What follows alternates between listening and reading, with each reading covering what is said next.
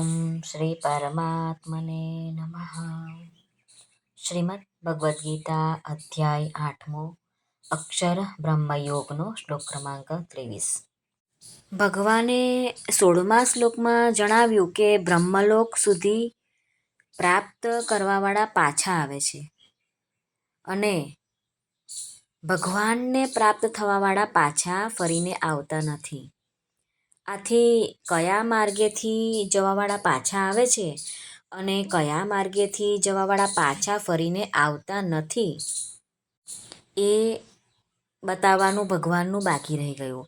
આથી એ બે માર્ગોનું વર્ણન કરવા માટે ભગવાન આગળના શ્લોકમાં વર્ણન કરે છે. શ્રી ભગવાન ઉવાચ યત્ર કાલે ત્વનાવૃત્તિમ આવૃત્તિશ્ચૈવ યોગિનઃ પ્રયાતા યાન્તિ तं કાલં વક્ષ્યામિ ભરતર્ષભ.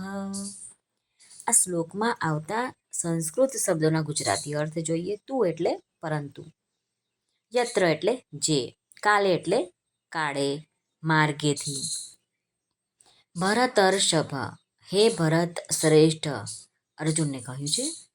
યોગિનઃ એટલે યોગીઓ, અનાવૃત્તિમ પરત ન આવનારી ગતિને, યાન્તિ એટલે પ્રાપ્ત થાય છે એટલે કે પાછા ફરીને આવતા નથી. ચ એવ, ચ અને એવ એટલે કે અને, આવૃત્તિમ પરત આવનારી ગતિને પ્રાપ્ત થાય છે એટલે પાછા ફરીને આવે છે. તમ એટલે તે, કાલમ એટલે કાળને, વક્ષ્યામી એટલે હું કહીશ.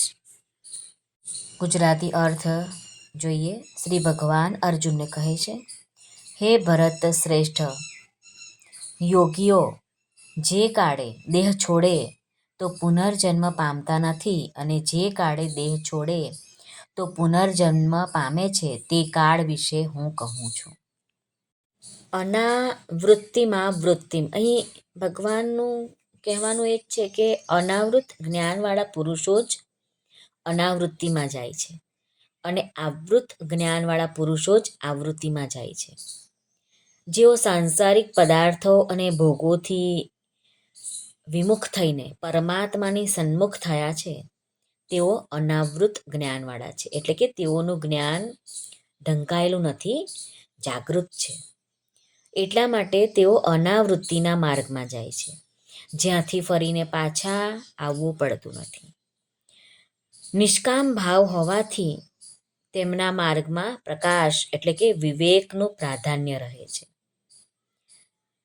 સંસારિક પદાર્થો અને ભોગોમાં આસક્તિ, કામના અને મમતા રાખવાવાળા જે પુરુષો પોતાના સ્વરૂપથી તથા પરમાત્માથી વિમુખ થઈ ગયા છે તેઓ આવૃત જ્ઞાનવાળા છે એટલે કે તેઓનું જ્ઞાન ઢંકાયેલું છે.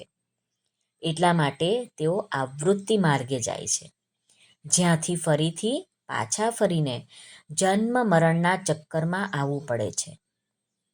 સકામ હોવાથી તેમના માર્ગમાં અંધકાર એટલે કે અવિવેકનું પ્રાધાન્ય રહે છે.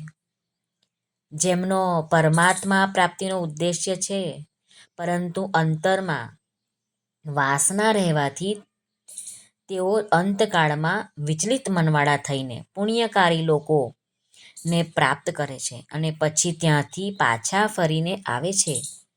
એવા યોગ ભ્રષ્ટોને પણ આવૃત્તિવાળાઓના માર્ગની અંતર્ગત લેવાને માટે અહીં ચૈવ એમ પદ ભગવાને આપ્યું છે.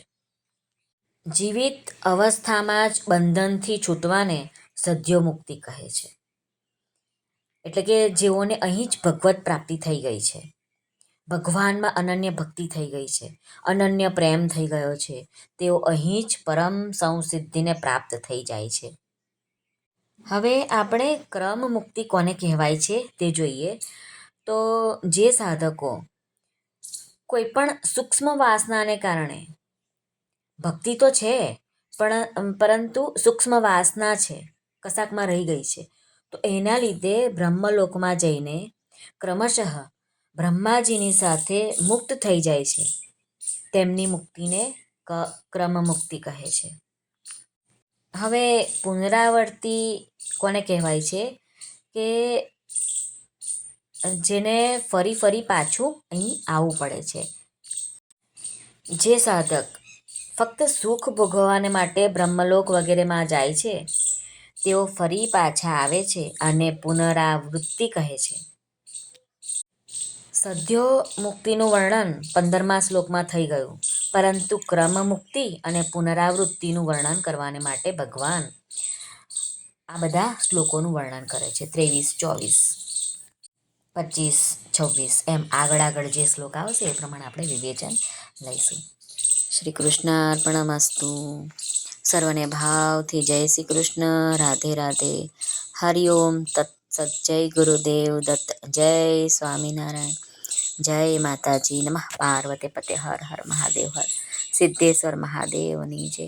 સર્વનું કલ્યાણ થાઓ, સર્વનું કલ્યાણ થાઓ, સર્વનું કલ્યાણ થાઓ. જો આપને આ વિડીયો પસંદ આવ્યો હોય તો લાઈક, શેર અને આપણી ચેનલ પર નવા આવ્યા હોય તો આ ચેનલને સબસ્ક્રાઈબ જરૂરથી કરશો. આપ સર્વનો ખૂબ ખૂબ ધન્યવાદ.